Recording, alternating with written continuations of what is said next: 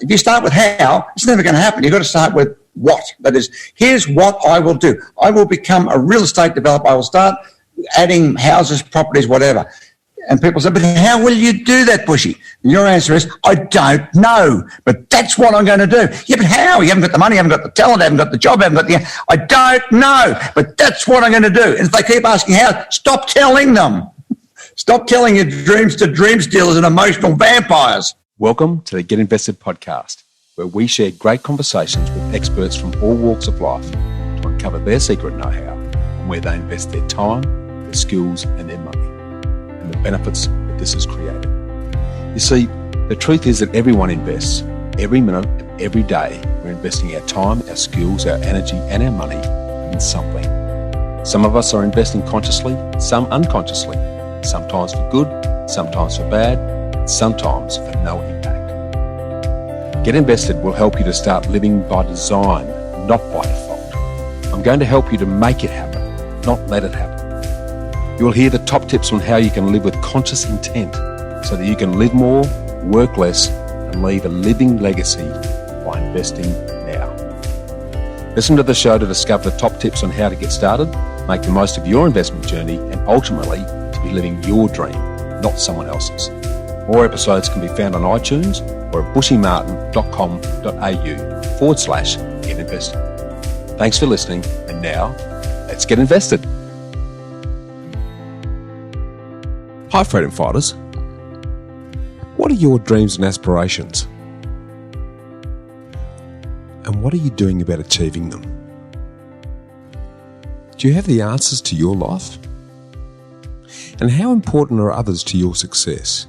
And if so, how do you build great relationships and partnerships with them? How do you read them and connect with others? Today I want to return to one of my favourite and recurring themes: how to start living by design, not by default.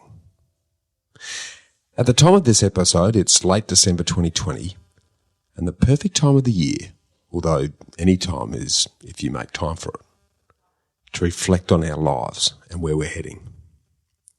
Am I on track? Am I happy with where I am? What am I uncomfortable or unhappy with?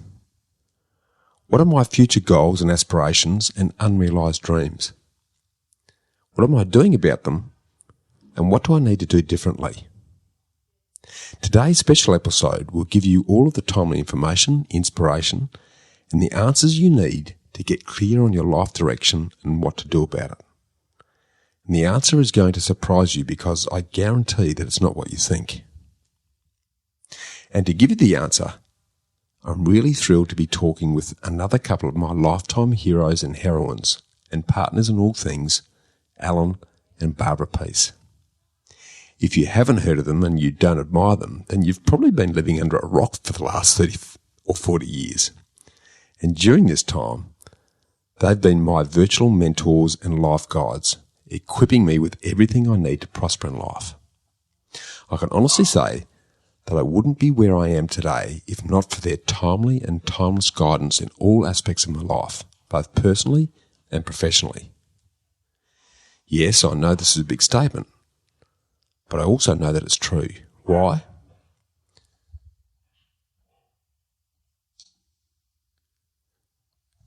When I was in my late teens and early 20s, I was a bit of an introvert and quite reserved. I was a bit awkward and shy by nature.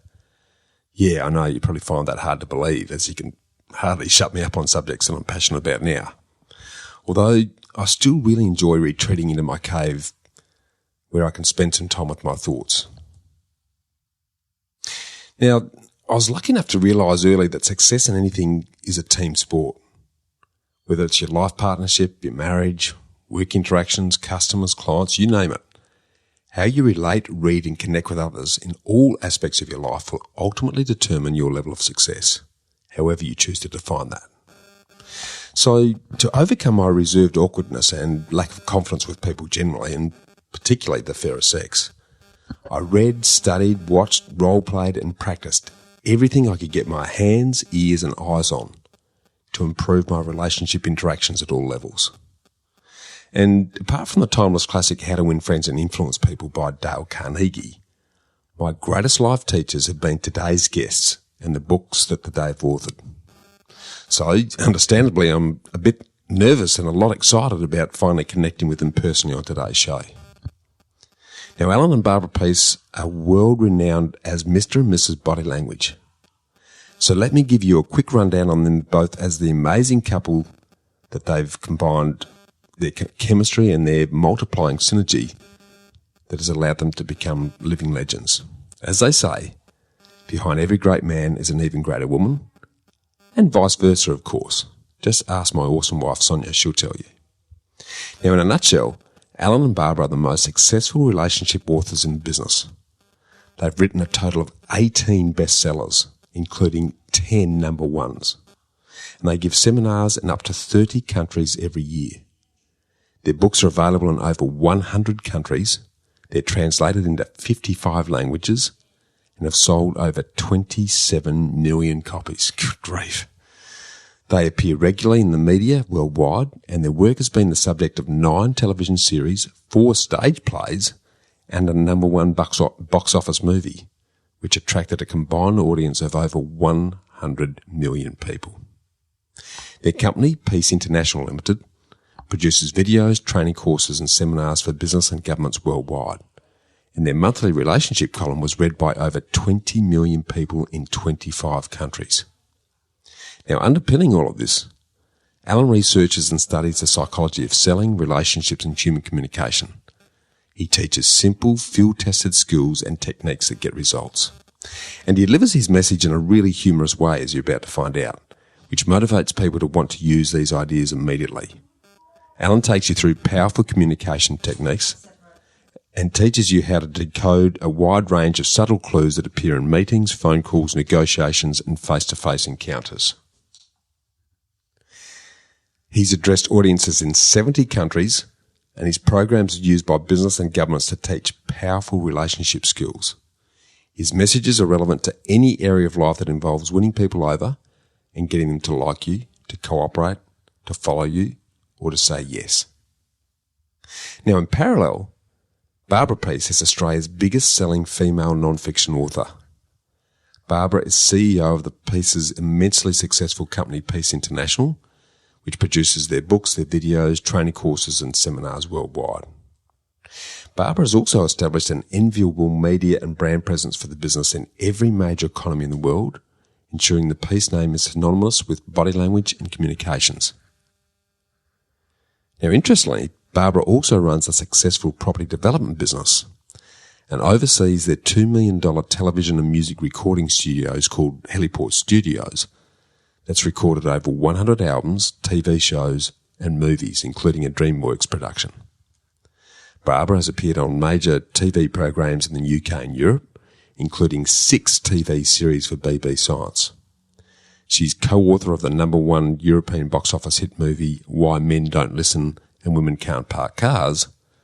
And Barbara is also a fitness and wellness devotee, an accomplished swimmer, and she practices jiu-jitsu, so I'm not going to argue with them. Now, together, Allan and Barbara have 6 children and 8 grandchildren. As you can see, they are a truly dynamic duo. And as you're about to hear, they're also lots of fun and very down-to-earth to boot.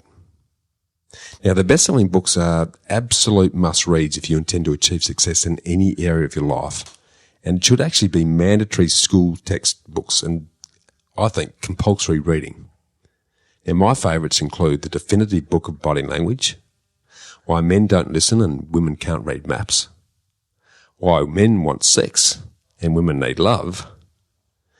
There's a book called Questions Are the Answers. And then How Compatible Are You, which is a relationship quiz book, and The Body Language of Love. Now, most of them also come in audiobook and DVD programs, so jump on www.peaceinternational.com, that's P-E-A-S-E, peaceinternational.com, and grab your copies. They're all both fun and informative, and will make great reading over the break and a good time to start putting them into action. Now, I can personally guarantee that they'll be life-changing in your outlook, your understanding of human nature, and how you interact, relate, and connect with others. And today, their latest book, The Answer, How to Discover What You Want from Life and Then Make It Happen, is what we're going to focus on, because it's the book that will show you how to find the answer to life's questions, and it's based on their own experience.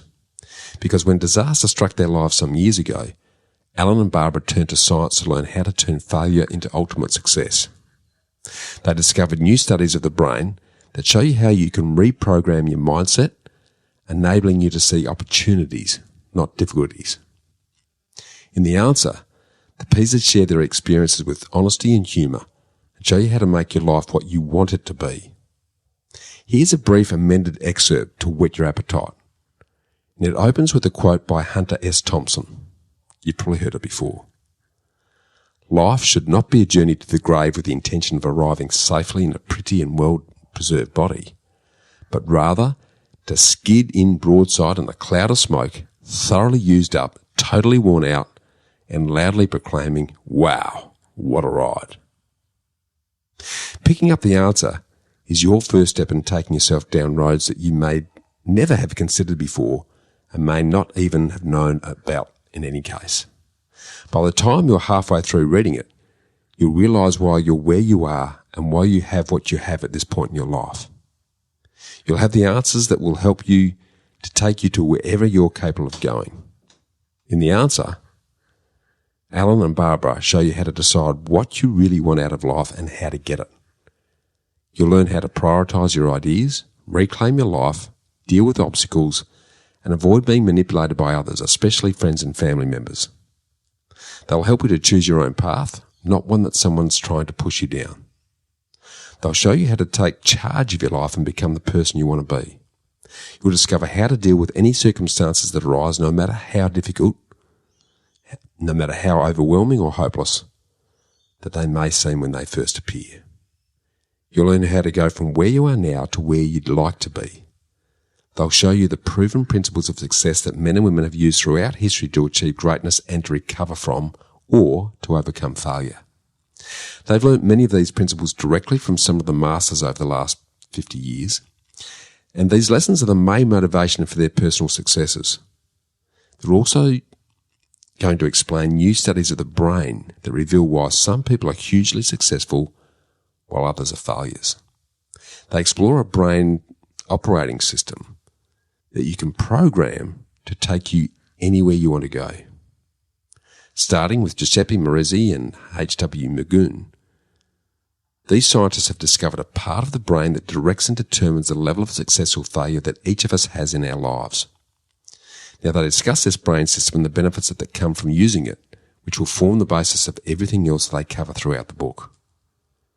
The book also answers your questions about anything you've ever heard or read about goal setting, visualization, affirmations, prayer, alpha thinking, and the laws of attraction. They discuss the simple but powerful skills they've learnt that help them deal with almost everything that happens in life, both good or bad. And they answer the big questions about how to get anything you want from life, despite what can sometimes seem like impossible circumstances. The concepts that they explore in The Answer have changed the lives of the participants in their seminars, and they can change your life too. The book is called The Answer because that's what you're going to find in it. So if life is a game, The Answer gives you the rules. Now, Napoleon Hill was famous for saying that whatever the mind can conceive and believe, the body can achieve. And when Hill made this landmark statement way back in 1937 in his classic book Think and Grow Rich, he didn't have the medical science, the brain scanners, or the technology that we now take for granted to prove his beliefs. He claimed that if you could think clearly of something and you really wanted it, you could achieve it. Now, science has removed much of the mystery and hocus pocus surrounding iconic statements such as this one by Hill, and we now have scientific insights into the processes of achievement, goal setting, self-fulfilling prophecies, the function of prayer, and the law of attraction. Science can now show us where and how success works in the brain. And you're about to learn about a remarkable system that we all have in our brains, the reticular activating system, or RAS. The RAS, located in the brainstem of the mammalian brain, is a bunch of neural fibres commonly known as the reticular formation. The RAS plays a part in many important functions in human biology, including sleeping and waking, breathing, the beating of your heart, and behavioural motivation. The RAS also contributes to sexual arousal, appetite and eating, the elimination of body waste, control of consciousness, and the ability to bring certain things to your attention. Trauma to the RAS can cause a coma and has been linked to several medical conditions, including narcolepsy.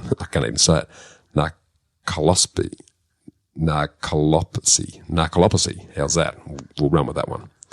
The RAS functions as a network of neurons and neural fibres running through the brainstem, and these neurons connect to various other parts of the brain.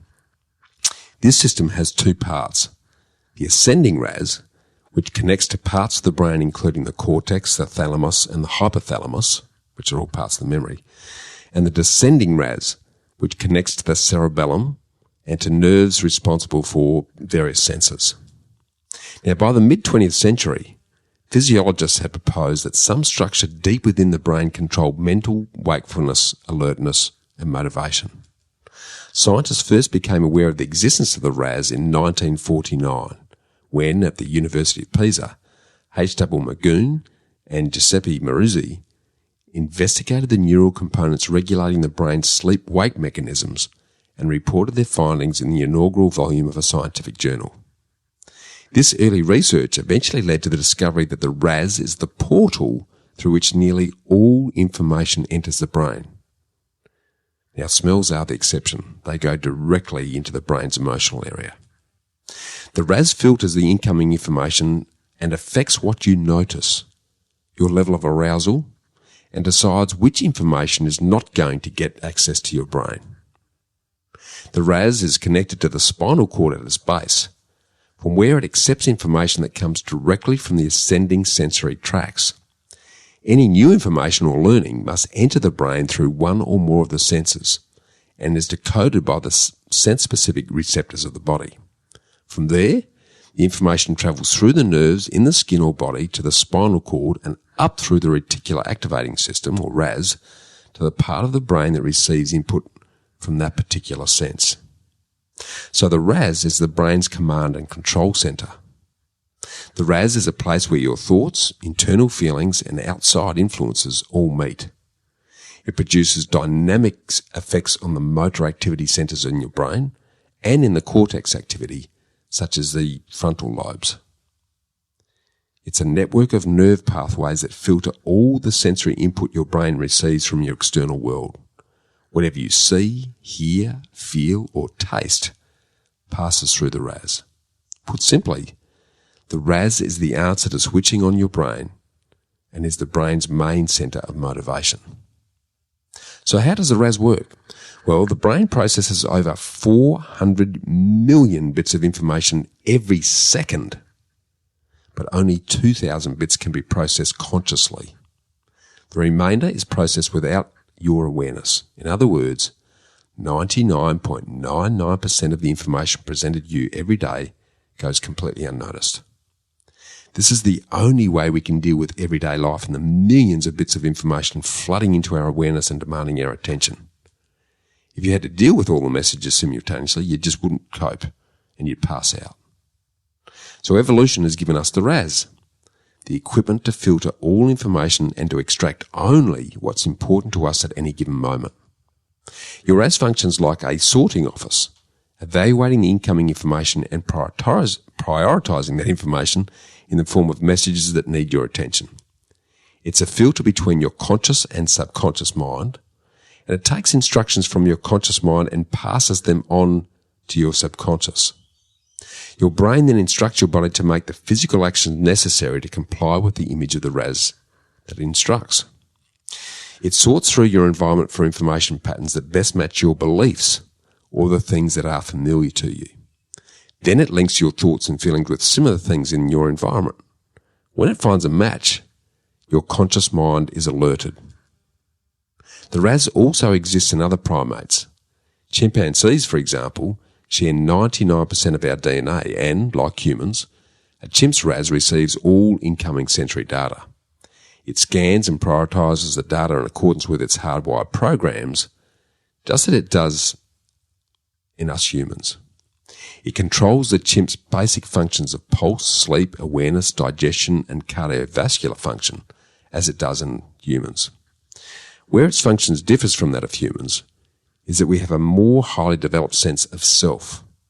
We're driven by an insatiable need to know who, what, why, where, and when. A chimp's RAS operates like a primitive computer that runs basic programs. A human RAS functions like the latest, most dynamic computer system. In the brains of some people, the RAS can't always efficiently excite the cortex as it should. Such people have difficulty learning, poor memory, and little self-control. When the RAS is overstimulated, our behaviour is marked by hypervigilance, sensory hypersensitivity, constant talking, restlessness, and hyperactivity. For people diagnosed with attention deficit disorders like ADD and ADHD, the ascending RAS doesn't have enough of the chemical, and I'm going to try and pronounce this, so bear with me, and if there's any doctors out there, I'm probably going to get it wrong, it's norepinephrine to excite the cortex. Norepinephrine is the same chemical that's released whenever our heart rate increases or our breathing hastens and so on. People with ADD and ADHD can take drugs that temporarily make the RAS more efficient at using the norepinephrine that it already has. This helps their concentration, their perception, their ability to memorise, and improves their learning. The RAS also deals with social contacts. Introverts have more activity going on in their RAS than extroverts. Scientists believe that the RAS of an introvert is aroused more easily than that of an extrovert because introverts often have difficulty talking to others, and when they do, their brains show a strong reaction, similar to a type of panic. The RAS also has a GPS and a search engine. Your RAS responds to your name, to anything that threatens your survival, and to information that you need to know immediately. For example, if you're looking for a computer file that you're sure you placed somewhere on your desk, your RAS alerts your brain to search for the name of the file, say an overseas travel itinerary, or it'll focus on one word in the file name to help you find it. The function of the RAS is also what is often commonly called the law of attraction. Now, the comedian Steve Martin once quipped that the Roman Emperor Marcus Aurelius said, man becomes what he thinks about all day long. If that was true, Steve said, I'd be a woman. Now, your RAS has a built-in GPS system. With a GPS, you don't need to know where all the roads are located in a given city. You only need to decide where you want to go. You input the data and the GPS directs you. If you take a wrong turn, it puts you back on track. The satellite software in a GPS works out how to get you there. And that is exactly how your RAS works. With a GPS, you need to decide where you want to go, not how you're going to get there. In exactly the same way, once you've decided on your goal, your RAS begins to see everything connected with it. If you veer off course, it reroutes you. The RAS is also similar to a heat-seeking missile.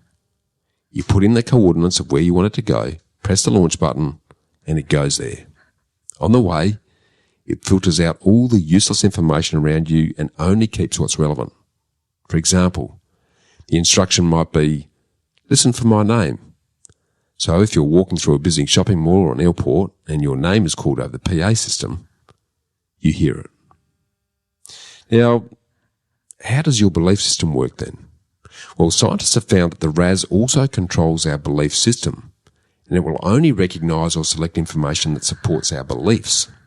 This means that no matter what we believe or think, our RAS will pay more attention to it or will filter all other information around us to help us to get to what we've chosen to believe. This is why some people see opportunities where others see difficulties. It's also why some can believe things that the rest of us know are not true. Now, as an aside, in the Chinese language, the word crisis is composed of two characters, one representing danger and the other, opportunity. Now, it's obvious that how you feel about any event is influenced by what you think it means.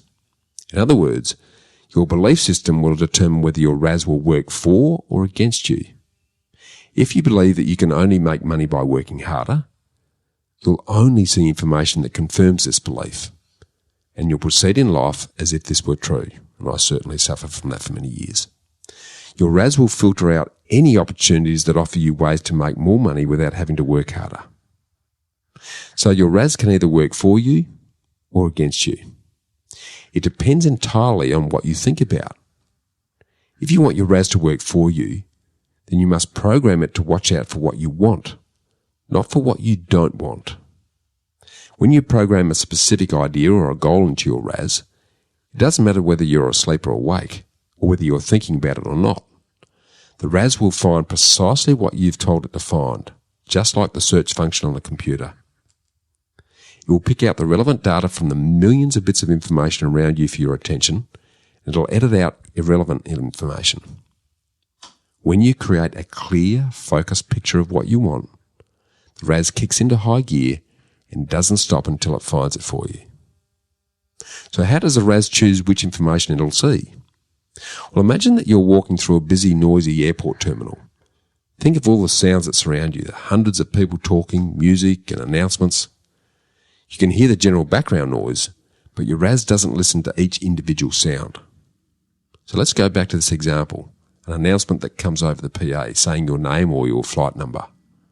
Suddenly, your attention's at its peak because your RAS brings this relevant information to your immediate conscious attention.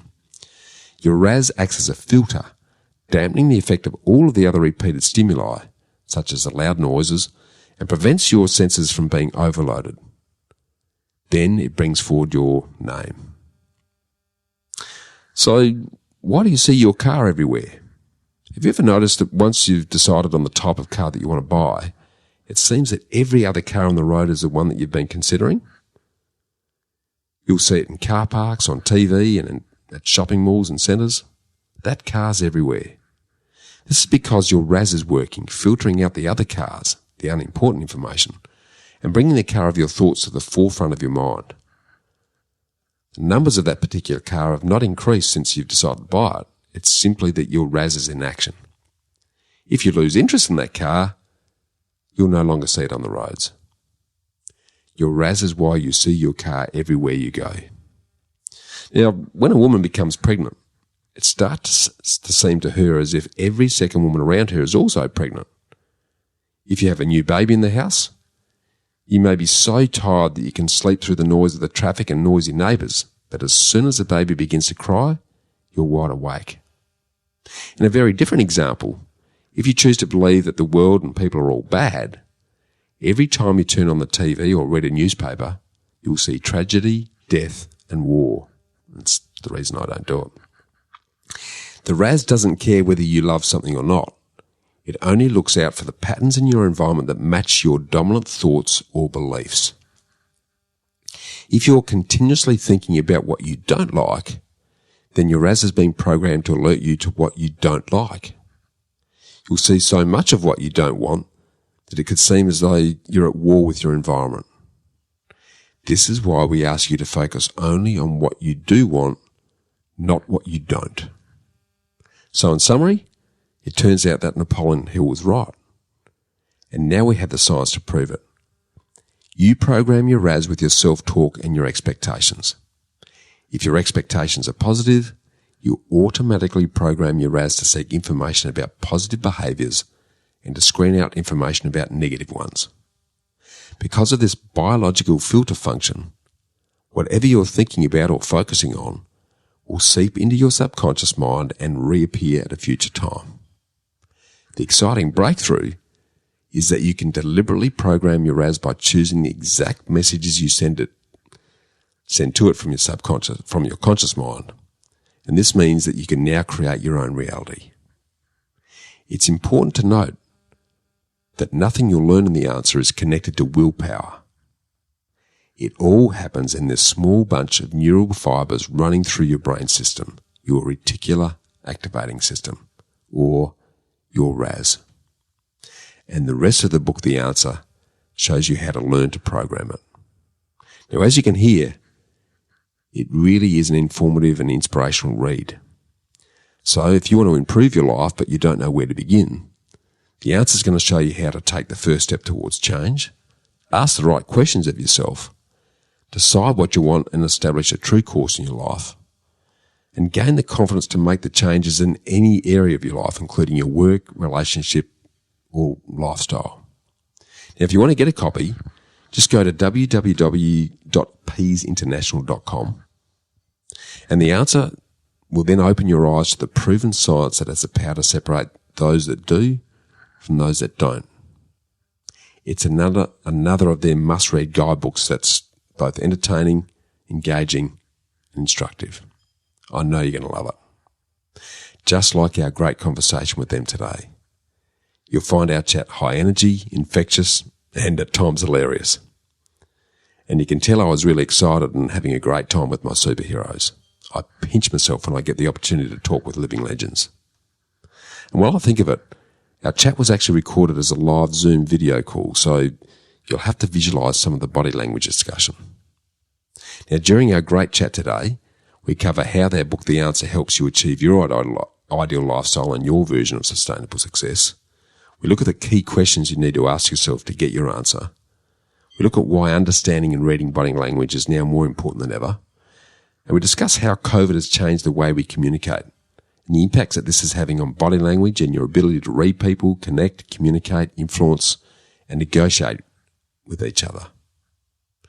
We also look at what we need to do differently to thrive in our new environments that we're now working in moving forward. And we have a really interesting quick chat about the work they continue to do with Russia's leader, Vladimir Putin. And finally, we talk about the power of two, the importance of life partnerships to success in anything. So, after enjoying this fun and energizing conversation today, do yourself a favour and jump on www.peaseinternational.com, scroll to the bottom of the homepage and fill in your details to get instant access to an exclusive life-changing excerpt from this book, The Answer. And while you're there, you can also buy the audio book and the soft cover or hardcover versions of this and all their other international bestsellers on all things body language. At the same time, you can also register your interest in the Pease's online training courses that are being launched very soon. And before we get to it, I want to ask you a personal favour. In order to help improving these podcasts, I'm looking for your feedback on which episode you've enjoyed the most and why, along with what I need to be doing more or less of. Any suggestions on topics of interest that you'd like me to explore, and even guests you'd like me to interview. Hit me up at bushy@knowhowproperty.com.au. I'd really appreciate your feedback, so thanks in advance. In the meantime, enjoy this great chat with Allan and Barbara Pease.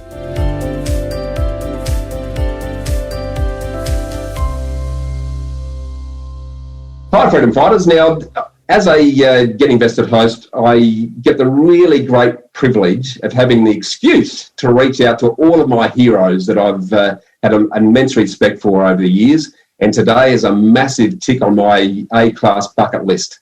And I've been a big fan of both of you, Allan and Barbara, since way back in the early 80s when I first read your first book and was listening to you and seeing you on Kerry Ann Kennelly and the Ray Martin show. Your body language book has been responsible, I know for sure, for a lot of my professional success. Your, I'm going to call it the Marriage Bible, your book on men don't listen and women can't read maps, has certainly kept me married the second time, thank you. And I can honestly say that I wouldn't be in the position that I am today and enjoying the lifestyle that I do if it wasn't for the quiet guidance that both of you have given me and many other Australians. So welcome. Send us a check. Send us a check. Come on. So, guys, we don't need compliments anymore. We should win money. Too old for compliments, mate. That's what I say. Anyway, that's my excuse. Guys, you'd have to be living under a rock not to know who you both are, but there are some young ones amongst us that haven't had the opportunity to really immerse themselves in in Mr. and Mrs. Body language. But for those that don't, can you give us a bit of a rundown on who you are, what you're doing now, and why you do what you do? Yeah, well, essentially we're authors. We write books about things that we're interested in under the umbrella of human behaviour. So the books include things like, as you've mentioned, body language. The original one was written back in the late 70s. Why Men Don't Listen, Women Can't Read Maps was the first book to talk about the differences between how men and women think and how to deal with men and women, which caused a lot of upset because we wrote that at a time when you're supposed to go around pretending to everybody that men and women think the same way, which if you had any experience with the opposite sex, you know that's just not true. They don't. They're different. And the answer, which is our latest book, which we love, is it's a book about how to get anything you want based on our own experiences, because Barbara and I, we get everything we want. We do. And I don't say that in a glib way. I say that because we are organised, disciplined, and have systems to get whatever we want. And the hardest part for most people when it comes to something like that, Bush, is they don't really even know how to work out what it is they really want. That's the hard part for at least half the population. Once you've worked out what it is you think you want, then the second hard part is how the hell do you get it? So we figured out how to do all that, and we live a pretty much a movie-style life is how you'd describe it, because for us, we both come from Housing Commission. I come from rural Victoria, and Barb comes from central Queensland, Housing Commission. So we know what it's like to have nothing. We know what it's like to have heaps. We know what it's like to lose heaps and have nothing again. And we know what it's like to be rich again. And what we have discovered, someone said recently, would you rather be rich or poor? Rich is better. Rich is definitely better. No doubt about that. Guys, sort of expanding into that a bit, if you don't mind, I'd love to take us through your individual journeys a little bit in terms of where you've invested your time, energy and money from as way back as you'd like to think of, and take us through the highs and lows in terms of what you've done and the lessons you've learned that's brought you to where you are today. Okay, well, I'll kick off with that. I think the thing that we both have in common, we both came from pretty basic backgrounds where our parents were working class, and we both worked early as kids. And by the time we were 10 and 12, Barbara and I both had jobs. I had a lawn mowing run. I had a delivery van run. Barbara worked. Don't you talk about yourself, Don? Why am I talking about myself? Okay, I'll talk about myself. Okay. I'm going to be a obedient husband here. So I had jobs right up to the time I was, I've always had jobs. I never stopped. Right through high school, I had a job knocking on doors, selling pots and pans, and I joined the insurance business, financial services, for 12 years.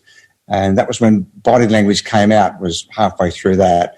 Then that became the new career, if you like. It was always a kind of a part-time career. I was talking about human behaviour, going to seminars, and that's back in the days, Bushy, the late 60s, early 70s, when there really weren't such things as professional speakers. So I was one of the first. In fact, I think I was the first to have a training program that you could actually own yourself personally on. It was a 4-pack of audio cassettes, this new thing called audio cassettes. And people couldn't believe you get all this stuff on this little tiny thing, but they had to buy a $70 Sony audio player as well, because nobody had an audio player back in those days. So that was my introduction to training in audio and 16mm film. As it was back in those days, where I had long hair and sideburns because I played in a rock and roll band. Still playing in a rock and roll band. And then after writing body language, it became, the history wrote itself. The books just kept going and going and going and going. And Barbara and I together, we've done 11 number ones in a row now. And we did that not through any luck. We did that because we decided to write number one books. And that's the important thing here, that we made the decision to do that, which you're probably going to ask, well, how the hell do you do that? And maybe we'll talk about that later. But that's what we do. We only write books that are number one because it's just as hard, just as easy to write a number one as it is to write a book that does nothing. Yes, and we will dive into that shortly to uncover the gold that's allowed you to do that. But Barbara, what about yourself? Same as Allan, came from a housing commission background. By the age of 12, I had 3 jobs, and in those jobs, I would start at the bottom and then work my way up, even at that young age, to the top position. So I would work for free to learn what was the next step so that I got the job. And from there, By the age of 17, I had my own car. I bought my own clothes. I went to uni and decided that uni wasn't for me. There was a big world out there and I was going to learn what I could. So I just kept finding mentors. So I got into the hotel industry, the airline industry, and newspaper industry. And I used the same formula. I would get a job, and then I would look at the other people's jobs, and then I'd say, can I learn your job for free? You know, like I'll come in my time off and I'll learn it, so that when they went on holiday, for anyone else getting a job, because I was trained, so I could just slot in there.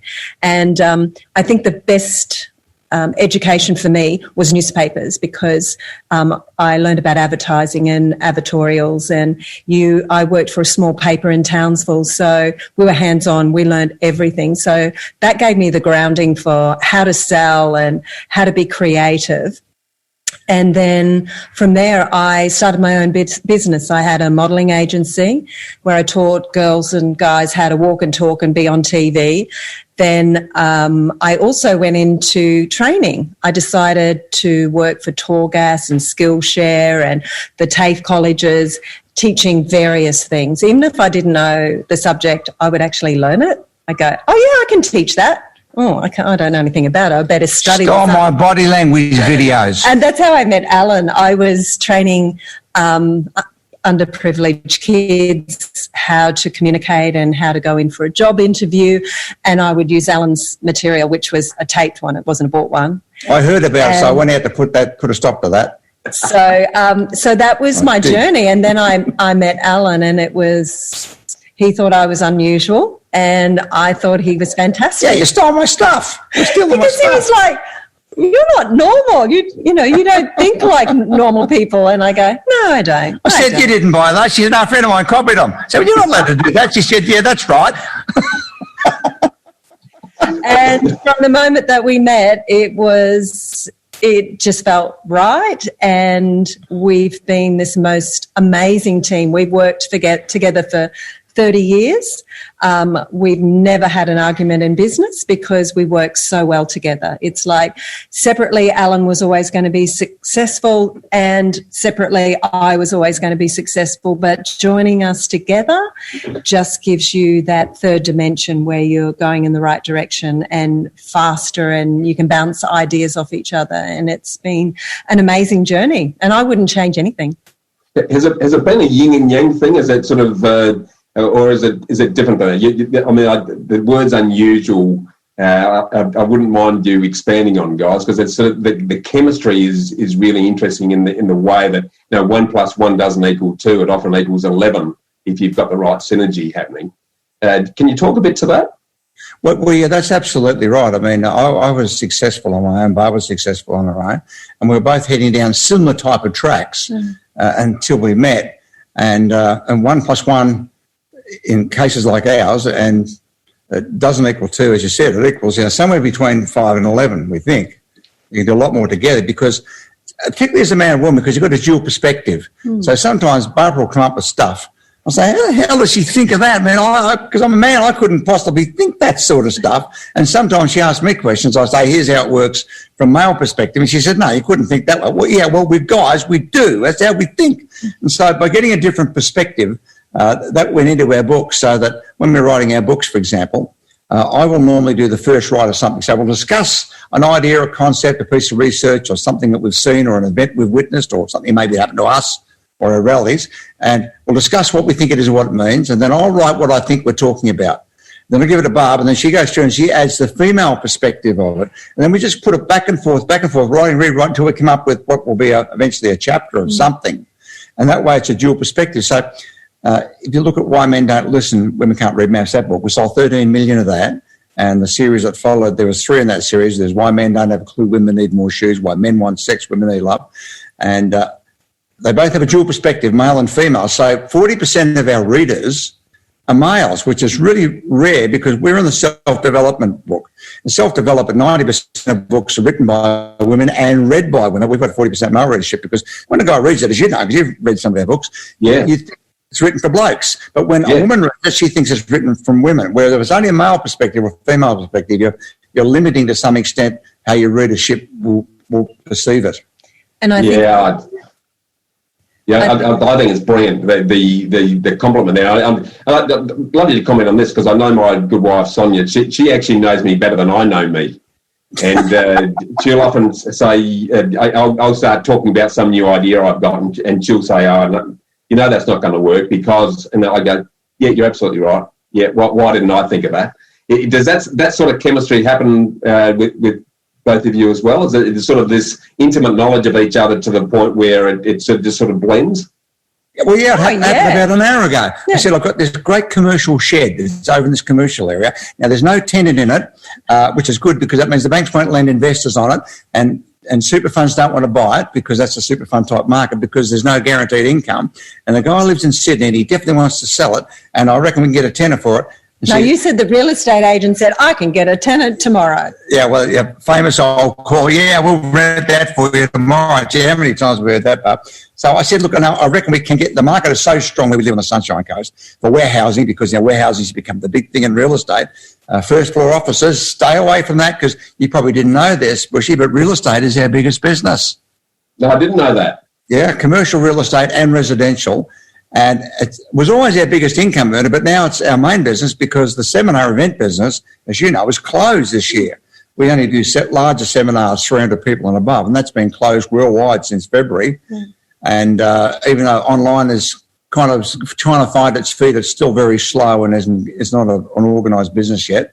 And we have a big music business here, the Heliport Studios, which is our rock and roll business, which is also a significant music business. And because it's an enclosed space, you can't have anybody in it. So that has been closed most of the year, started off again recently. But real estate, especially residential real estate in a place we live in, which is the Sunshine Coast in Australia, is fantastic. Commercial is a bit hard, a bit tricky, but the residential is fantastic. And most people don't know that that's largely where Barbara and I today get most of our income, even though in the past it's been books and licenses and what else? Speaking has been big things. That's died off. So by default, we're now in the real estate business, which is really good.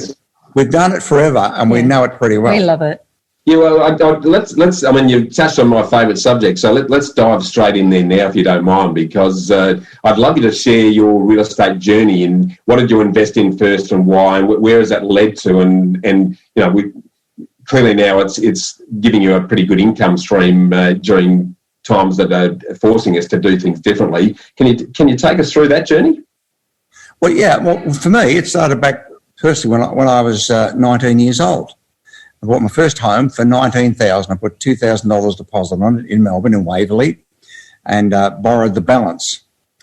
Now, what most people do when they buy a residential property, either to live in or as an investment, can be either, is they think about how much they bought it for. Let's say it costs $20,000 to make it round figures. So if they sold it for $30,000, they say I made $10,000. But that's not the way you get rich in real estate.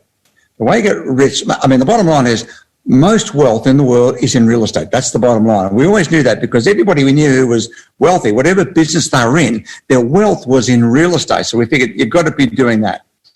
We love the seminar business because we travel around the world with that, and we lived in Europe for 12 years, and it's like a movie. It's terrific. However, wealth is accumulated in real estate.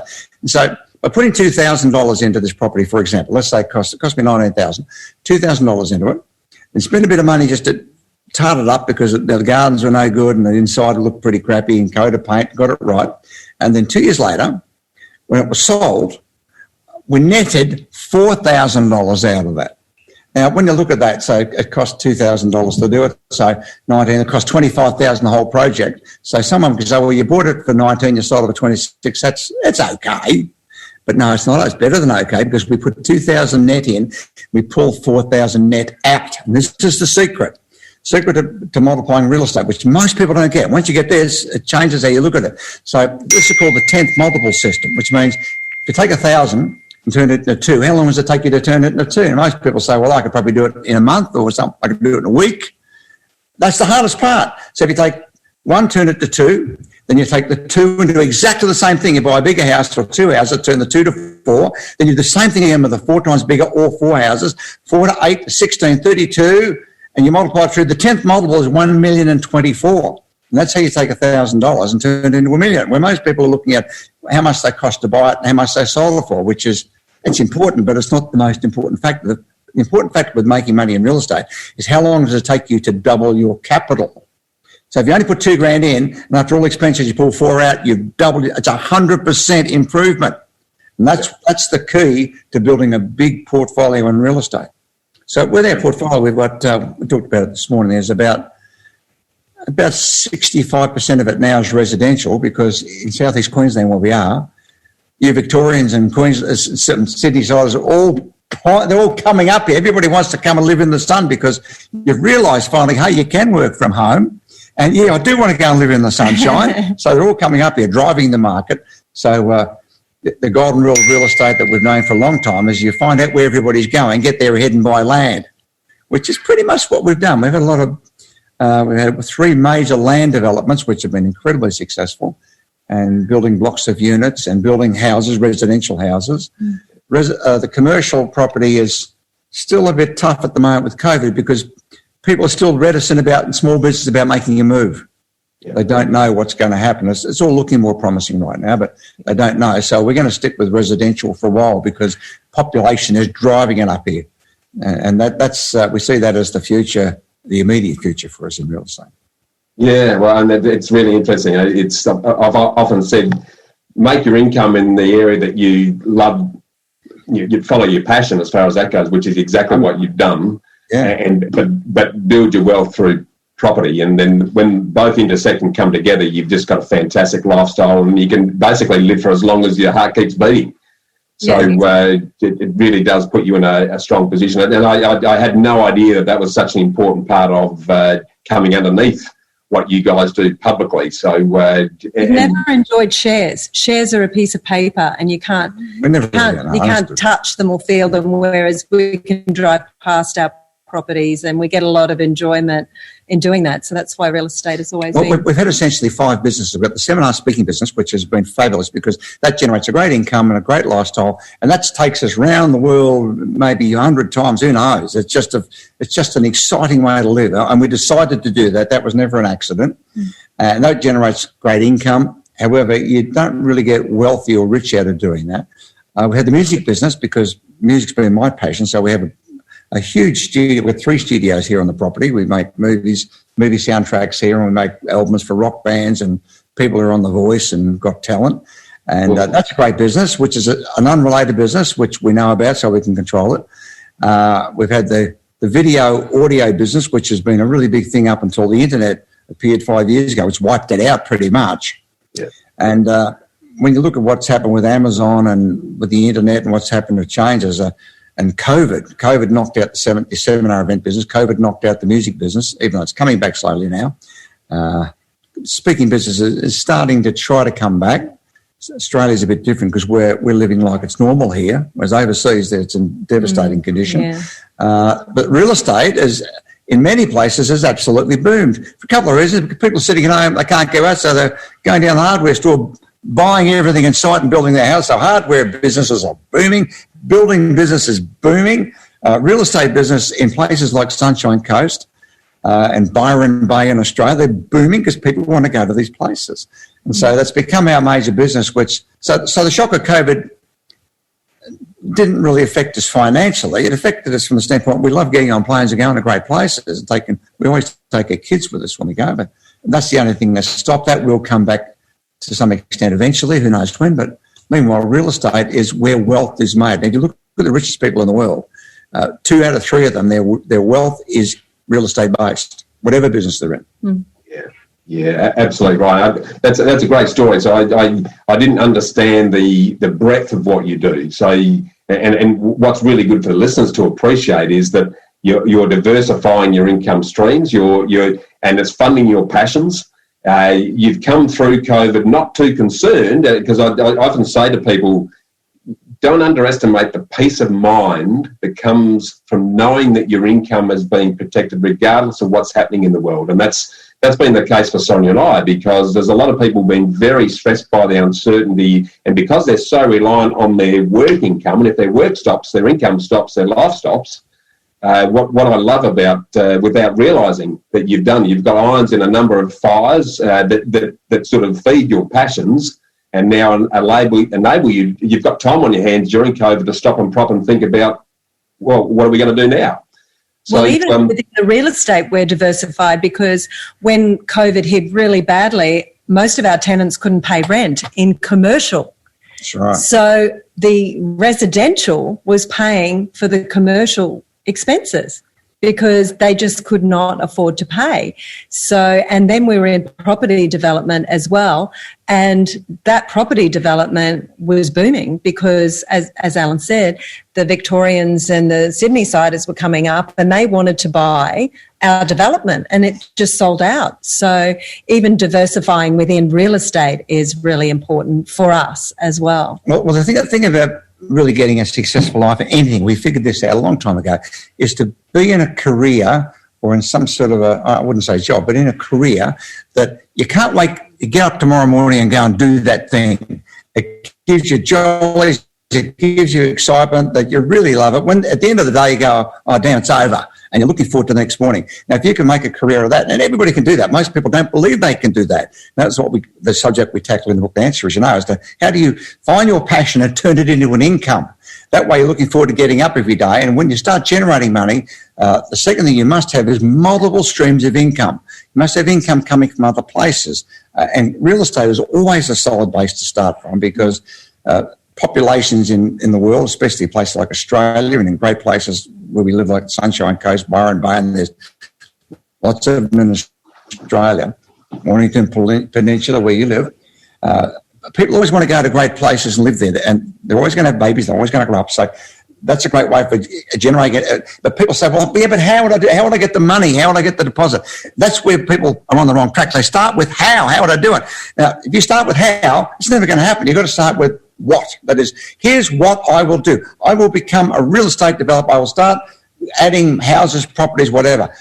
And people say, but how will you do that, Bushy? And your answer is, I don't know, but that's what I'm going to do. Yeah, but how? You haven't got the money, you haven't got the talent, you haven't got the job, you haven't got the... I don't know, but that's what I'm going to do. And if they keep asking how, stop telling them. Stop telling your dreams to dream stealers and emotional vampires. Sadly, they're most in your family, unfortunately. Well, yeah, that's right. What's the old story? I think even Jesus' family didn't believe he was a prophet. That's the joke I often have on that subject. And but let's dive in there now, because that's really the heart and soul of your book, The Answer, which is an absolutely fantastic read. And you've said in much better words the sort of living by design concept that Sonia and I help people with.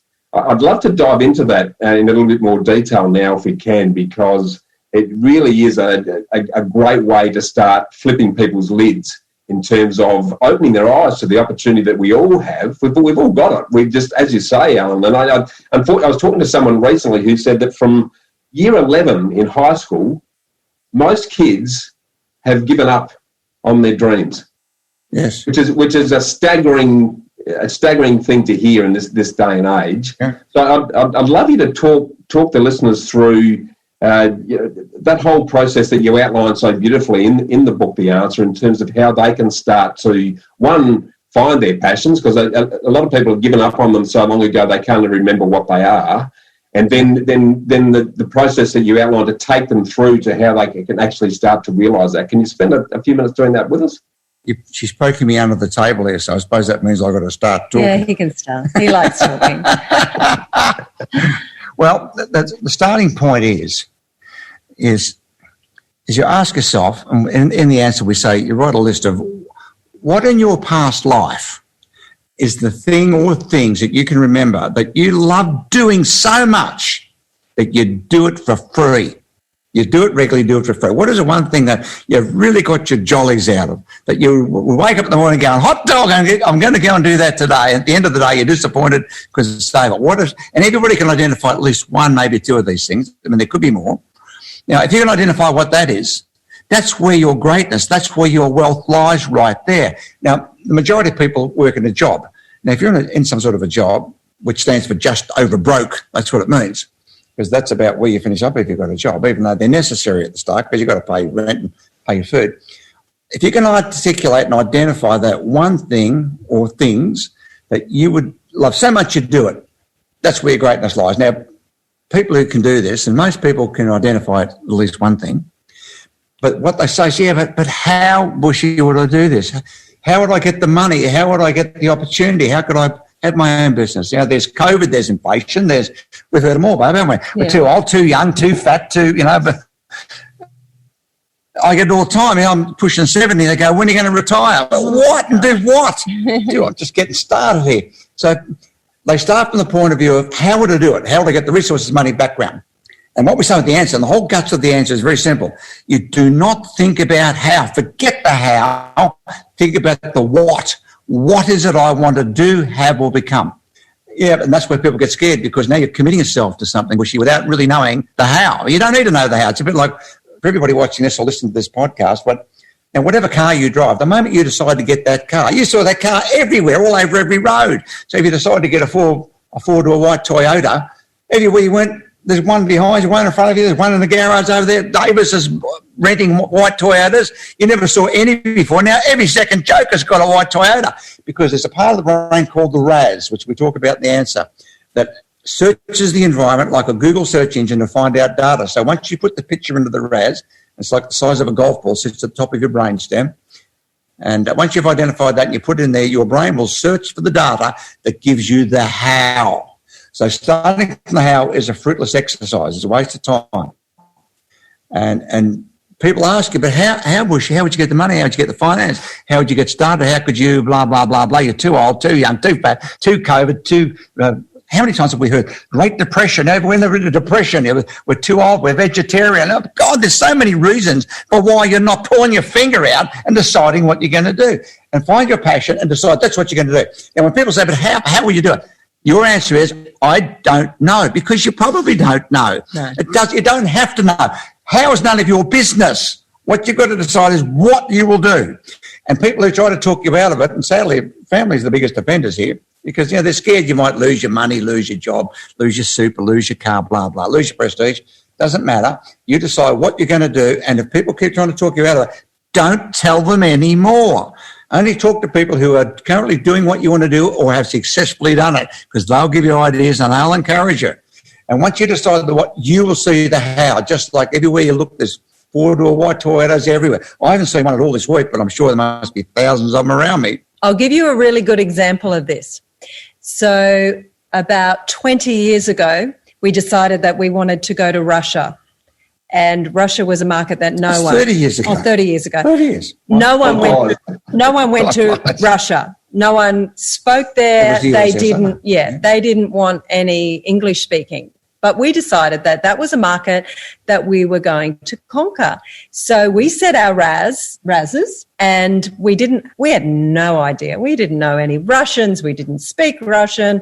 We were oblivious to any of that. But we just set our RAS and said, this is what we're going to do. We're going to go to Russia. So we didn't think about it. We just said it.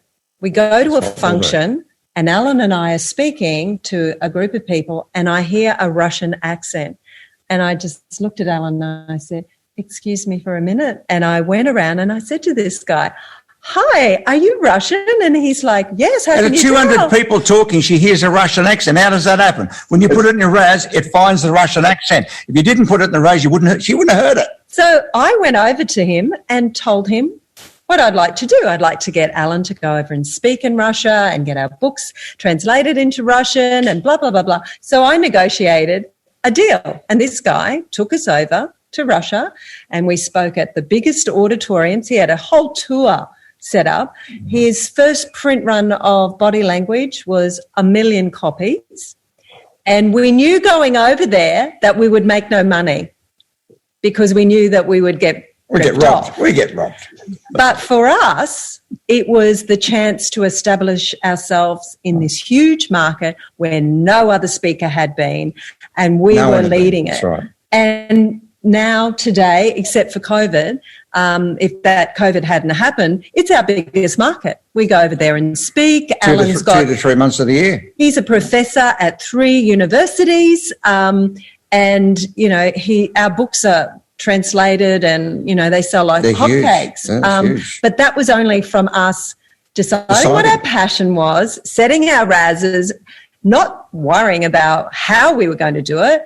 We were just going to do it, and our RAS would find something. We watched all the James Bond movies, From Russia with Love and the KGB, and we thought, wouldn't this be great to be in a place like that? As communism started to head towards the end in the late 80s, we said this could be an opportunity somewhere that we'll go and do this. And as soon as it was Gorbachev signed off communism of the USSR on Christmas Eve in 1991, we said, we're going.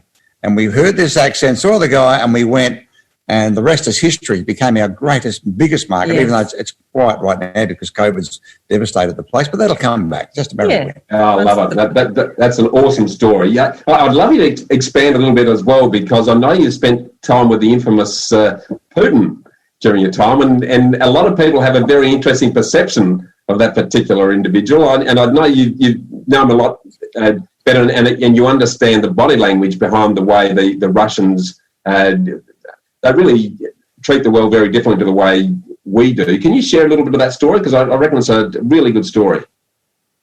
Well, yeah. I mean, the first thing is, as Barb said, we decided we're going to go to, it was called the USSR at the time. We are going to go to this place. There are 300 million people.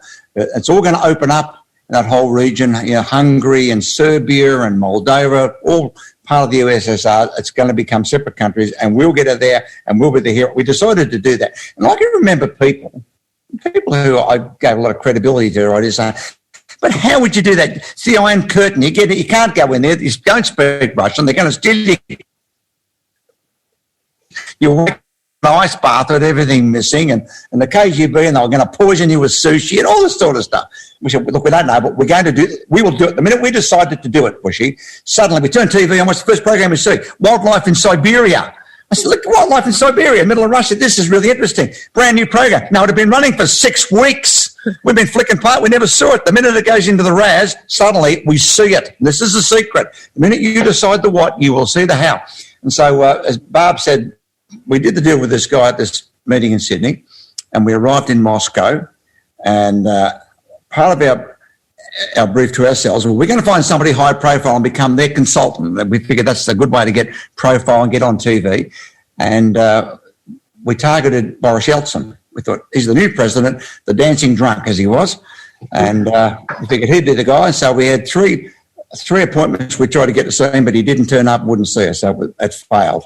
So we decided, who else will we see? Or someone says, well, in our crew, we had 11 people. We had a film. We're making a TV show as well, which went all over Russia. It was brilliant. And one guy said, well, I know somebody who knows the first politician appointed in Leningrad, St. Petersburg, and he's the mayor. And he's a bit of a maverick, and he could be interested in what you guys do. So we decided that we'd contact him and put a proposal to him, which he accepted. We'll teach all the new Russian politicians, 300 top ones, of how to go on telly and look credible and believable with body language. And he took us to the Winter Palace in St. Petersburg. We did the first seminar there, and in the front row was the deputy mayor, and the deputy mayor was Vladimir Putin. Vladimir Putin's first job was deputy mayor of St. Petersburg under Anatoly Sobchak. And so that was where it all started. We're in this massive big room with gold, and I said, Bob, that's the KGB guy. KGB guy's in the front row. And that all came from deciding that we are going to go and do, this is the point we need to make it. We decided that we did, if we had to thought about how, it could not have happened. And all the major things that we've done, including a few miracles, have been based on that we decide the what and then the how appears. And you've got to have faith that that's how your brain works. If you start with the how, you'll never get started. You'll continue doing what you're doing because it's the known quantity. So that's how we got started in Russia. We toured all over Russia at that point by train because you wouldn't fly. The airlines are dropping out of the sky and holes in the runways.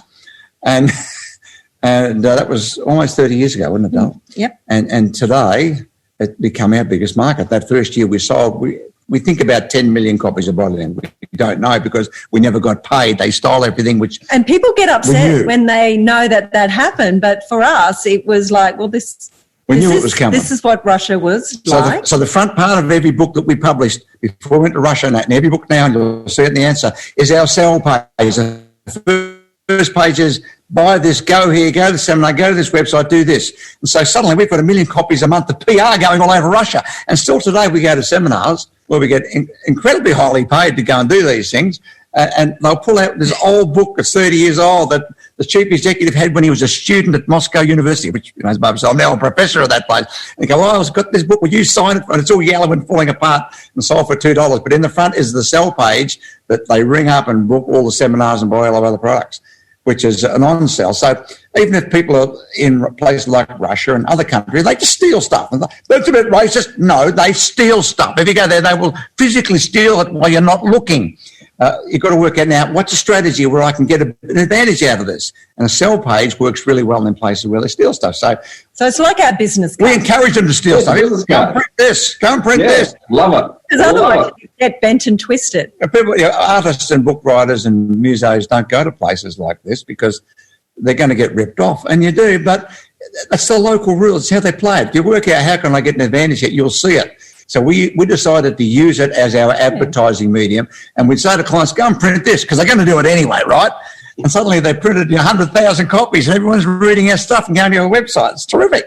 It's awesome. And what a great way to sow seeds and grow a forest. I love that. It's something I'd love to dive into a bit now, if you don't mind, because for those who haven't followed your journey, they'll think you've lived a blessed lifestyle, and without realising that you've created that lifestyle. What I'd love you to do is share some of the challenges that you've had, either individually or jointly, that you've overcome. Because this will be good for those who go, well, it's all right for you guys to say just focus on the what, because we've got all these life challenges that we need to overcome, and we're never going to be like you. So I'd love you just to expand on some of the personal challenges you've had and how you've worked through that. So when we first got together, within a year of being together, we lost everything, and we were $3 million in debt.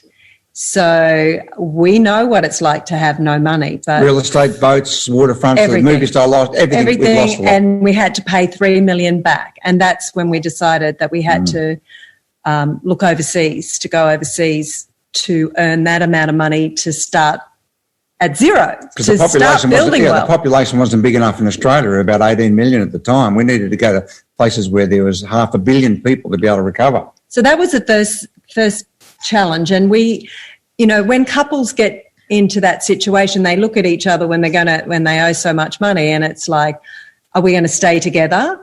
And for us, we looked at each other and said, we are who we are, and we can do this. That's all we got. That was good enough. And we love each other, so we're just going to move forward, and we're going to pay our debts back, and we're going to rebuild. Whereas most people wouldn't go that route. Whereas for us, when people go broke, that's what happens when they've got nothing left except each other. They look at each other and say, "Is this what I want to do or not?" And that's why there is a big spike in separations and divorces when people go broke. Well, we got to the point where there's just Barb and I, and we're in the hole, and we walk along the beach hand now. We thought, well, this is good enough. This is what we really want first, above everything else, and everything else is second. So even though we had nothing, we thought we don't have to worry about it. We've got each other. Are we getting 6% or 10%? Should we be paying that? With none of that. Really, everything was gone. We had nothing to think about. Nobody rang us because we were broke. And Allan went through depression as well. So it was me that was holding the fort, because he felt like it was his fault, because it was the accountant that had ripped us off.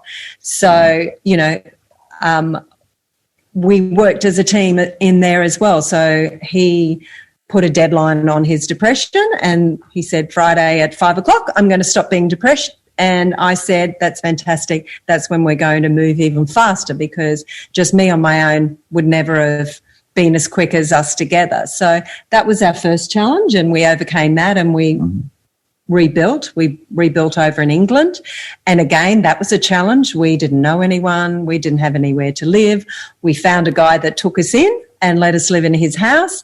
And we built an empire in England. For me, I was literally ringing up people saying, you've got to hire Allan Pease. He's fantastic. He's this. We shipped books over from Australia, and I was wrapping them up and sending them in mail. I mean, we just worked like a well-oiled machine together to rebuild our empire. Well, I think the important thing about that too to understand, Bush, is that I was 45 and Barb was a bit younger, well, significantly younger, and when you're becoming like more mature age, that's a hard place to start from when you got zero. In fact, you're in the hole, which we were.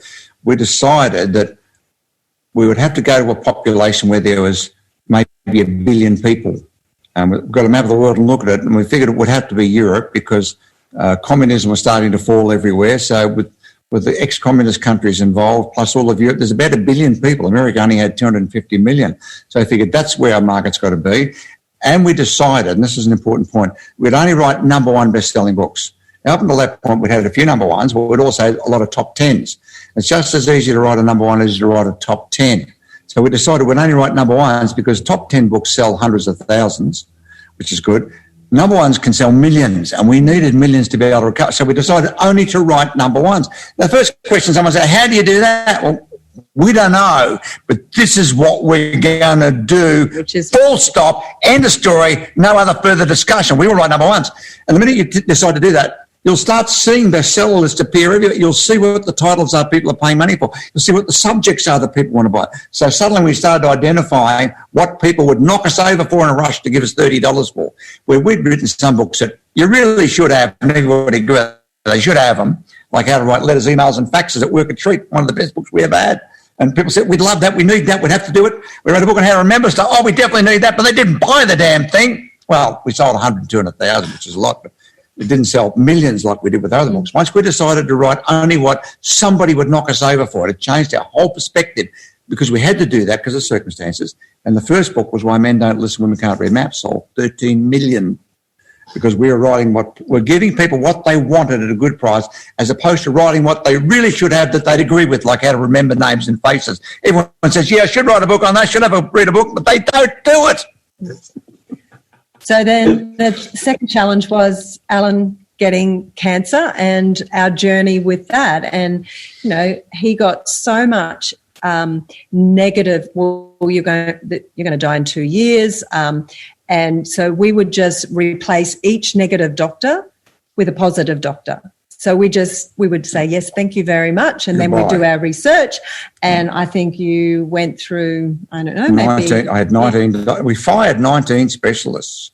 And the bottom line that's important out here for any listener is that once you decided what you're going to do, and my goal, I decided to live. Even though they said, look, you're probably going to not last more than 3 years. And this is age 47. So by 50, I probably wasn't like to see it. And if somebody won't support what you want to do and won't encourage you, you've got to stop talking to them. And if you have to fire them, you fire them, whether it's family members or medical. So we actually physically, verbally fired some specialists who said, oh, look, if you don't take this course of action, you'll be dead in a very short time. So I decided to live, and I would only hire and talk to people or pay people who would go along with that objective. And if they didn't, you just don't talk to them. It doesn't matter whether it's medicos or family members or bosses or friends, doesn't matter who it is. If they won't support you, stop telling dream stealers. And that's where we started. That was a big challenge. Now I'm coming up 70 on my next birthday. And you're only as old as the woman you're with, I think. Al, isn't that what they say? That's what she keeps telling me. Yeah, I know. But I'm going to live to a minimum of 90, even though statistically I should be well dead. Yeah. Statistically speaking. So they said statistically I had a 3% chance of living anywhere near this age. 97% of guys with my condition, I had prostate cancer, thyroid cancer. I had it on the bones. I had it in the throat. I had it everywhere. And the chances of survival of that are pretty small. But the small chance was 3% that I'd live to 70. Now I'm 70 now. So I said to these doctors, well, okay, if it's only 3%, I'll have that group, please. Tell me what I have to do to be a member of that group. And they didn't get it. They said, what do you mean? I said, well, 3% obviously did something that 97% didn't do. What do they do? And they didn't know. So we decided to spend a year of our lives finding the 3% to see what they did and what they thought, what they ate. And we started living a completely organic, vegan, really clean life and moved to the Sunshine Coast where there's 100% pure oxygen coming off the ocean. We did everything to give a chance of survival. Did any one of those things work? Who knows? We don't know. We're still here. It worked because you're still here, mate. We're still here doing a podcast talking about the things. Right. And I reckon I'll live to a minimum of 90. 90 is not when I'll die, but 90 is minimum in good health, and then I'll regroup and we'll talk about what goes next. Yeah, I love that. And there's I'm mindful about time because I feel like I could talk to you guys for hours. And if you're open to it, I'm going to get you back because I've been just a massive fan of everything you do. Oh, you've been doing most of the talk. You keep poking me under the table, making me like a Jerry G dog, got a hand up my back and making my mouth go. So something I'd love to sort of transition into, because it's your passion, and correct me if I'm wrong, but the knowing body language as well as you both do, and then deciding that you're going to, let's take the prostate cancer example, I'm going to be part of the 3%. Then your own physiology, the way you held yourself, the way you condition yourself to reinforce that position, I have no doubt would have had a big impact on the fact that you are still here. Can you talk to us about some of the things that the listeners can do if they mightn't be quite believing it in their head yet, but in terms of the body language they can use to reinforce and reconvince themselves of the things that they are capable of doing? And am I communicating that? Does that make sense? Yeah. She hasn't poked me in the leg yet, but I think she's about to.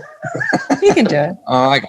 Well, the first is to understand that there is hard science behind this, that little golf ball sized piece of tissue that sits at the top of the brainstem, the reticular formation as it's called, it doesn't make decisions. It only acts on what you put into it.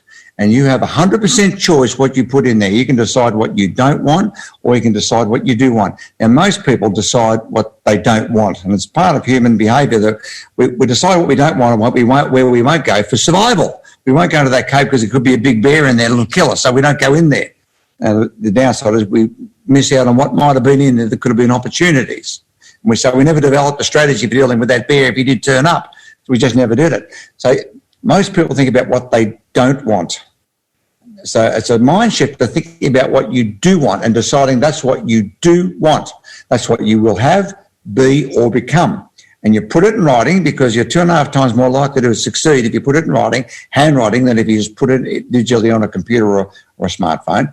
And you make a decision, that's what you'll do. Full stop, end of story, no more discussion about this, over and out.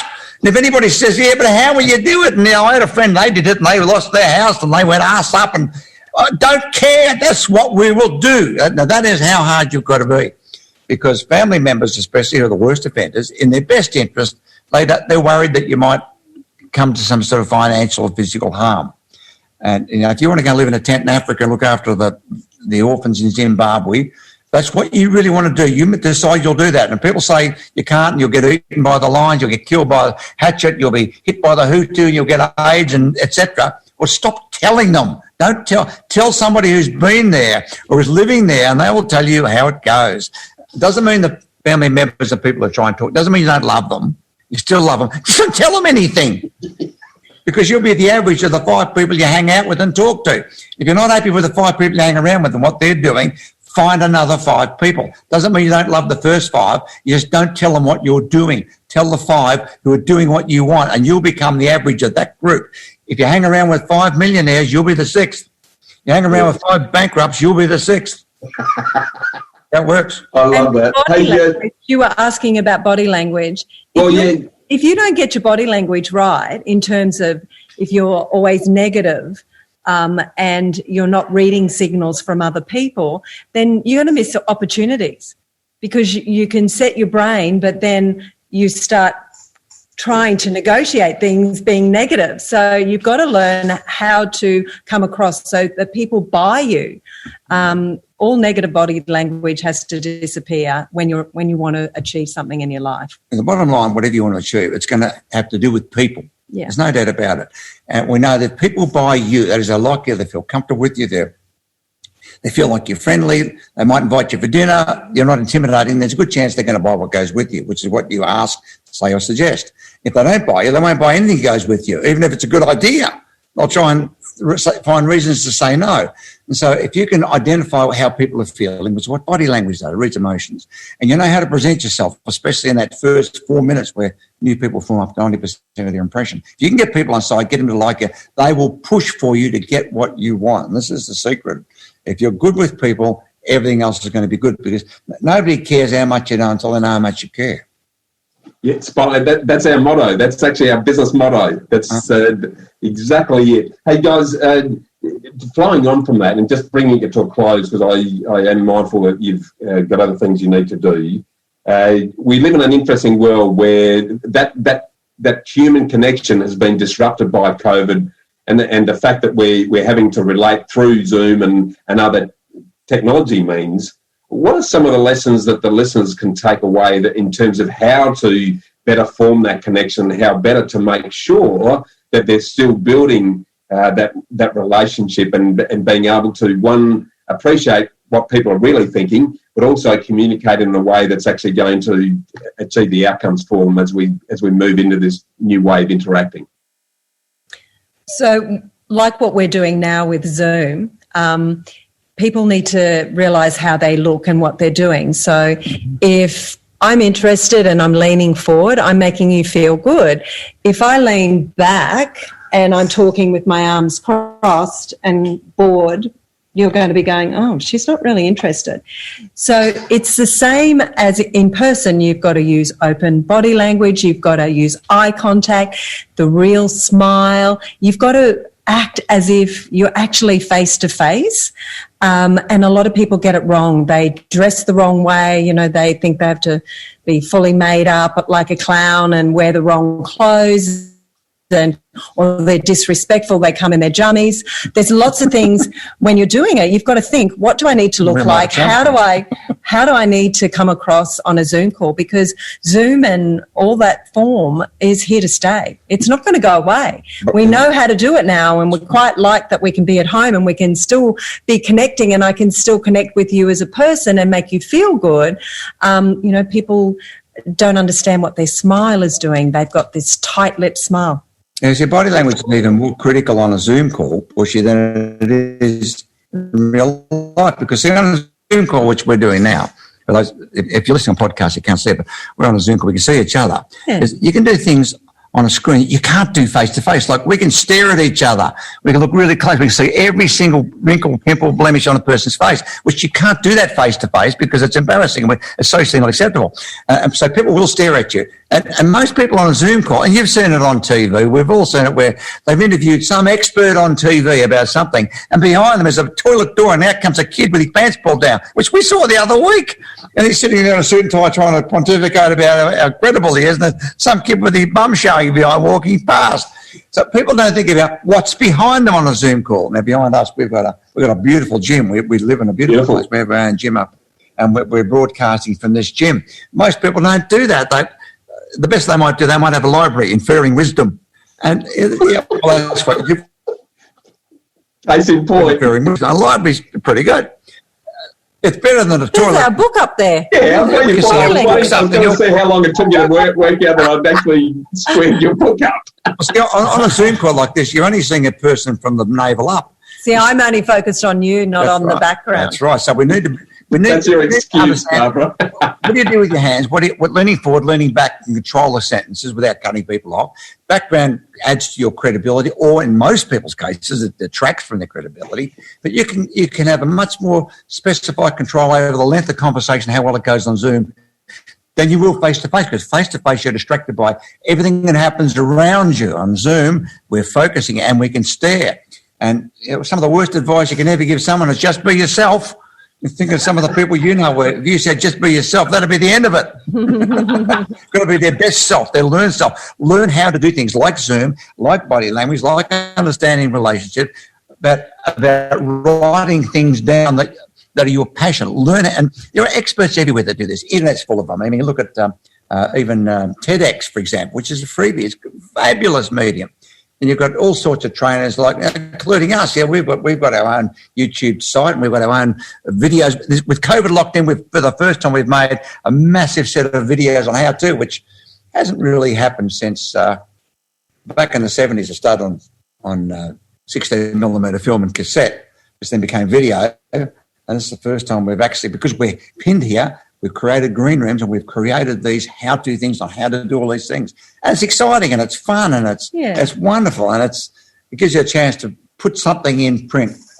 And I don't have to fly to Moscow to do it, even though we do love Moscow. Yeah, love it, guys. I'm going to jump into the ambush round because running out of your precious time, and I'm going to challenge you to come back and dive a bit deeper into the body language subject, if you don't mind, because I know firsthand how much difference it's made to my life in every respect, from my personal relationships through to business. I just can't tell you how much the wisdom that you've shared with us over the years has had such a profound effect.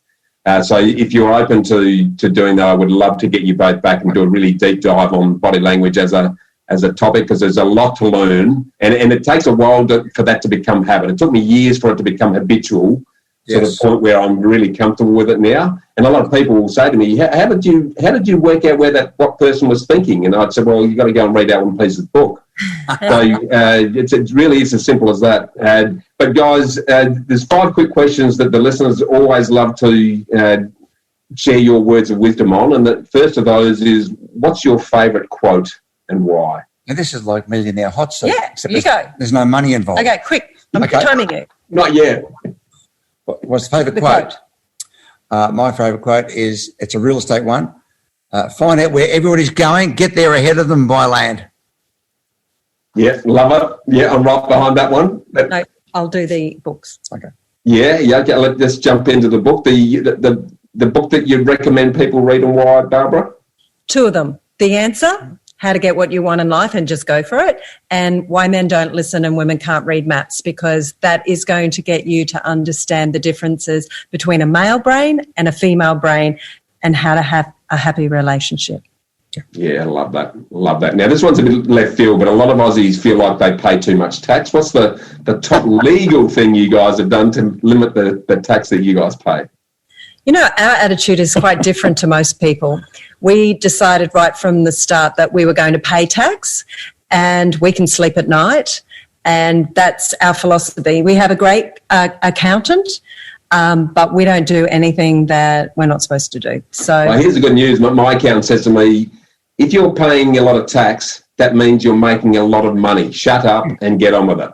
That's our attitude. Well, look, across the board, if you look at tax rates, you're probably going to pay 25% of everything you earn after you deduct everything that you can legitimately do. And so we figure, well, we've got 75%, and that's still pretty good. So that way we're not worried about anybody ringing us up saying we're going to do an audit, because there's nothing to audit here. And we've been approached by so many people to, tax havens in Cayman Islands, blah, blah, blah, blah, blah.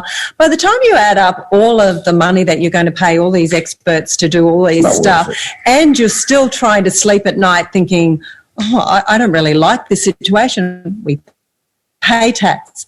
That tax goes back into society, and gives us roads, and people who can't find a job get money. So all the surfers down the beach, so they need some income. Exactly. So that's our philosophy. Love it. Now, I want to switch back into the investment side for a minute. What's both the best and the worst piece of investment advice that you guys have received? Worst and best. Well, I think the best is, as we said before, find out where people are going, get ahead and buy property. And we also, on that point, we always invest in our own backyard. Yes. So that we can see it, we can control it, we're on hands to see it. So we could buy places in Sydney, Melbourne, wherever, but we buy on the Sunshine Coast. Yeah, remote investments are difficult to handle. They can be profitable, but they're difficult to handle because you don't really know what's going on there.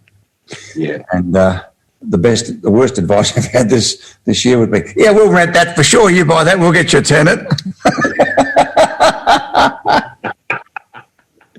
Yep, it wouldn't take you guys long to see straight through that.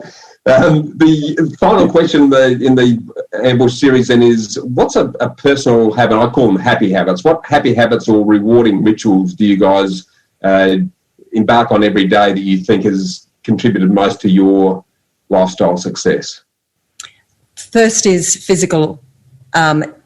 We work out every day, so that helps our mind, helps our body, so that's really important. And I think the power of us is that we just believe in ourselves. We don't ever doubt ourselves and what we're going to do. If we want to do something, we put it out there and we just go for it. And if we fail, that's great, because we've just learned a really big lesson. So we just take life and live it. You either win or you learn. You don't lose. Yeah, I love it. I absolutely love. I just love the confidence that you deliver that, and the sense of self-belief that comes from that is quite something that I love that you said earlier, Alan. You were depressed until 5 o'clock on Friday. Yeah. Well, I mean, my wife often says, I was say, oh, bugger, I stuffed that up. And she says, okay, you've got 30 seconds. What do you mean? You got 30 seconds to regret it and move on. It's so good. It's such good advice. That we a lot of it allow ourselves to sort of get stuck in this sort of negative spiral. But if you say, right, okay, well, as of this date and this time, I'm going to think and feel differently, and start acting that way, self-fulfilling. I love it. Absolutely love it. We actually love challenges because we've had challenges all our lives. And when people put a brick wall up, our attitude is, well, will we dig under? Will we jump high and go over the top, or will we go around the sides? Or kick it out of the way. You know, that's every single challenge in our life. I think about success too that most people don't really see. When you see speakers like Barbara and I talking, and successful guys like yourself, Bush Beers, they look at the good sides of what you do. But 80% of any new venture amounts to nothing. 80% of the effort, time, money you put into anything new will normally give you no result. But you've got to go through the 80 to get to the 20. And when you get to the 20, people want you to talk about the 20. And so when you see speakers and documentaries on successful people, or even on podcasts and videos like this, we talk about the 20% because we want to hear about the 20%. Nobody talks about the time you did something that didn't work, or you fell arse over head on something and busted your leg while you're trying to do it. No one wants to know about it, but those things happen. You've got to expect that they're going to happen, but you've got to go through the 80% to get to the 20. But the 20 is worth it. Most people give up by 30% on an idea. So true. I often say that overnight success takes at least 15 years. Yeah, for exactly those reasons. That's beautiful advice. To close on then, there's a question I ask everyone, and that is, if I gave you a microphone that spoke to every one of the 7.7 billion people that are currently alive in the world, and I gave you 1 minute to talk, what would you say, guys? Stop selling our books. No, that's not it. Okay. 3 billion to get that. Well, I would say that the one thing in society that we forget is that we're all different, and most people are very critical of our differences rather than embracing those differences, and that's the biggest challenge I think the world has. They're so quick to put someone down and not understand where they've come from, their background, and why they're reacting the way that they react. And that's one of the lessons that we're teaching our kids, that, you know, it's not about them and their behaviour, it's about other people's behaviour and how you can have compassion in dealing with that situation and making them feel better and yourself, and understanding that it's, you know, it's a gift to do that. And for me, it's deciding what it is you want in your life that is absolutely critical. And for Barb and I, our family's number one. We've got 6 kids, 8 grandkids, and they're the most important thing. And all other decisions, they are part of. You know, our kids travel with us around the world. How are you going to do that? Well, we decided to do that. Yeah, but how? We don't know, but that's what we'll do. So suddenly they've learned how to build credit cards, do a currency exchange, speak foreign languages, and they travel and they work in our business. And we decided how. If we thought about the how, we'd never do it. We decided the what. And the thing is that if you can't think of something, if your brain can't imagine it, then you can't do it. But if you can think of anything, Bushy, wouldn't matter what it is, if you can think of it in your mind, you have the capability of doing it. Otherwise, your brain wouldn't let you think of it.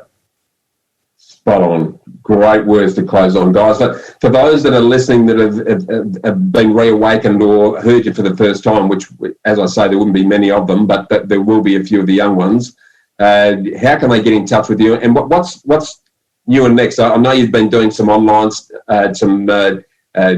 online training courses and whatnot. Can you sort of tell us a bit about that and how people can tap into that? Well, they can go to our website, and we've got a button on the front which is for them to register interest, what they would like to know more about. So we've been doing a sales program, body language. We're still putting it all together, but it's all going to be training from Allan. And I'm actually doing you're in there a little bit. She pushes me and makes me do it. And I've actually because of the pandemic, I've actually started doing coaching calls. So people can get on the telephone and tell me what they're having issues with, and I can help them, because I'm very creative mind and I don't see a problem, I see solutions.